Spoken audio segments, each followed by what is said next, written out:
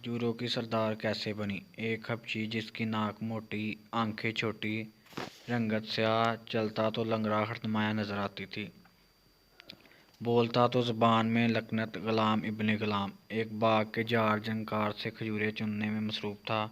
ये खजूरें नरम न थी और जायके में भी बाकी खजूरों से मुख्तलिफ, जबकि रंग गहरा और दाना बहुत छोटा सा झोली में आई। खजूरें इस बाग का आखिरी फल था। वो शहर में इन्हें फ़रोख्त करने का इरादा रखता था ताकि कुछ पैसे जमा हो सके, मगर कोई इनकी खजूरों का तलबगार न था।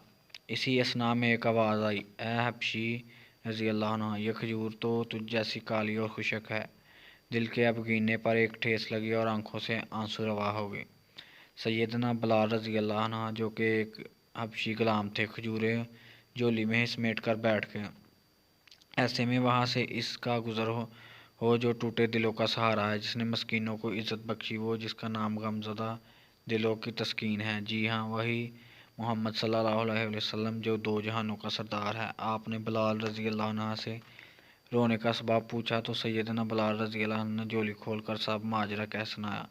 रहमतुल लिल आलमीन सल्लल्लाहु अलैहि वसल्लम ने बाजार की जानब रुख अनवर मोड़ा और आवाज़ लगाई, लोगों, ये खजूर अजवा है, ये दिल की मर्ज़ के लिए शिफा है, ये फालज के लिए शिफा है, ये 17 अमराज के लिए शिफा है, और लोगों, ये खजूरों की सरदार है। फिर ये कहकर बस नहीं किया, बल्कि फरमाया, जो इसे खा ले, इसे जादू से अमान है। मंजर बदल गया। वो बिलाल रज़ी अल्लाह अन्हु, जिसके पास चंद लम्हे पहले तक जार जनकार था, परेशान बैठा था। अब रहमतुल आलमीन नबी आखिर रसूल खुदा सल्लल्लाहु अलैहि वसल्लम ने इसे गनी कर दिया।